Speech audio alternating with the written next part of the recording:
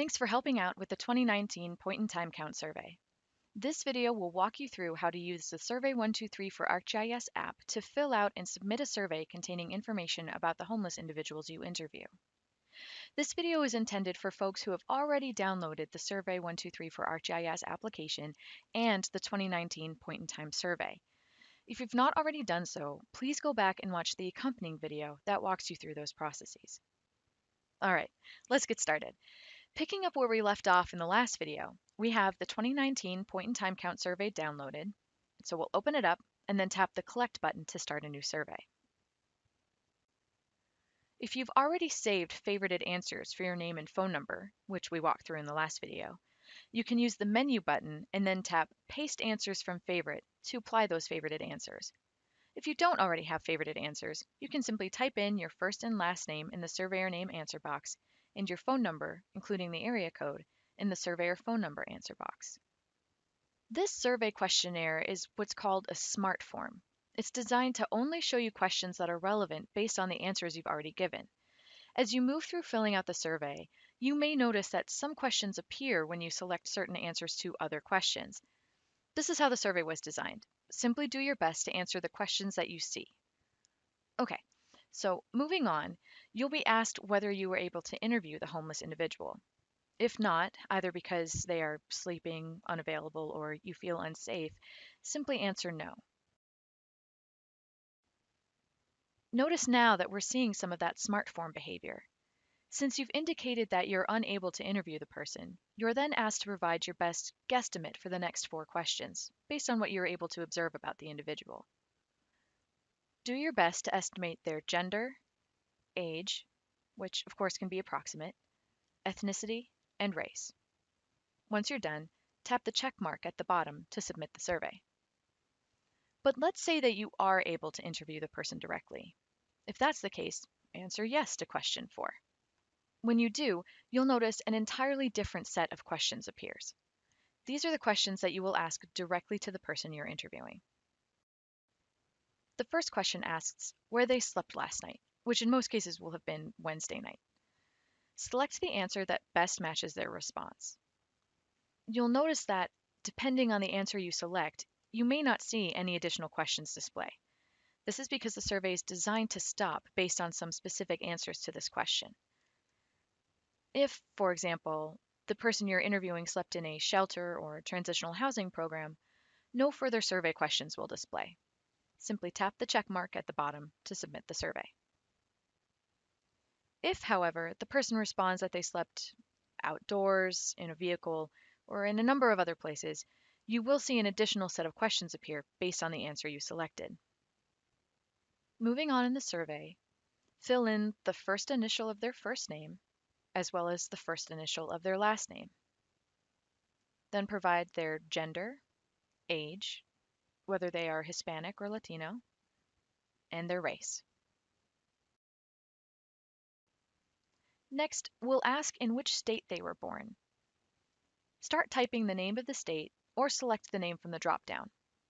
If they were born in a U.S. territory or outside the United States, select one of those options from the drop-down menu. If they were born outside the United States, please ask the follow-up question regarding their country of birth and then provide their answer. In this case, though, I'll simply indicate that the person was born in California. You'll then need to ask in what city they were living when they first became homeless. To fill in their answer, type in the first letter of the city name in the answer box, then select from the possible options that display to input your answer. If the city is outside San Bernardino County, outside California, or outside the United States, start typing outside and then select the appropriate response from the drop-down. Do the same for the next question as well, which asks for the name of the city in which they are currently living.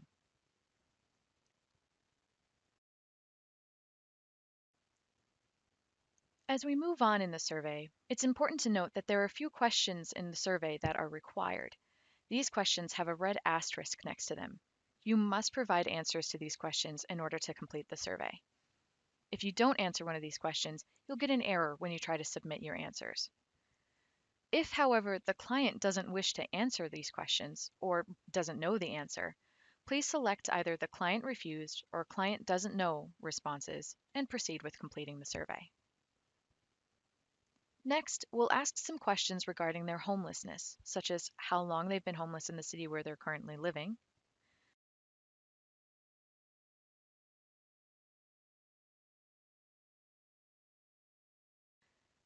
whether they became homeless for the first time in the past 12 months, and whether they've been homeless or living in a shelter at least 4 separate times in the past 3 years.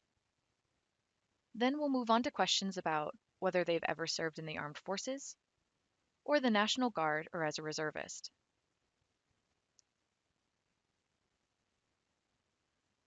For question 21, select any long-lasting disability or disorder they have which seriously limits their ability to live independently. You can select more than one answer to this question. Then fill in whether they have ever been diagnosed with AIDS or tested positive for HIV, and indicate whether they have any chronic health conditions.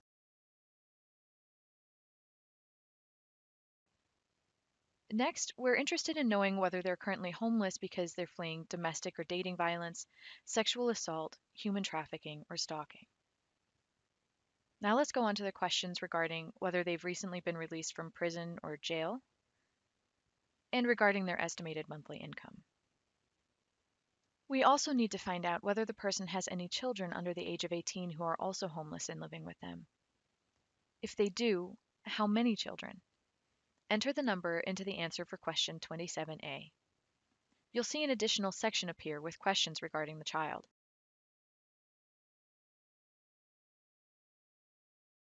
If there are multiple children, use the arrows at the bottom of this section to fill in questions for each child. So you may end up filling in this section multiple times if there are multiple children.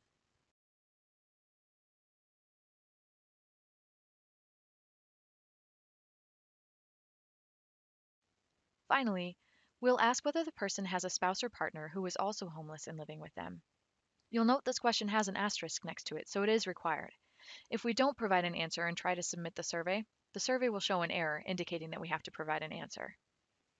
If I select yes, then I'll switch to interview the person's spouse or partner, and I'll fill out a similar set of questions for them.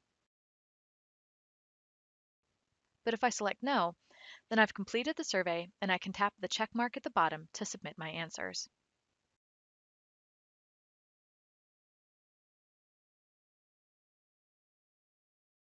To open a new survey to start an interview for a new person, simply tap the Collect button to start a new survey. If you have any questions, please don't hesitate to ask. Thanks so much for your time.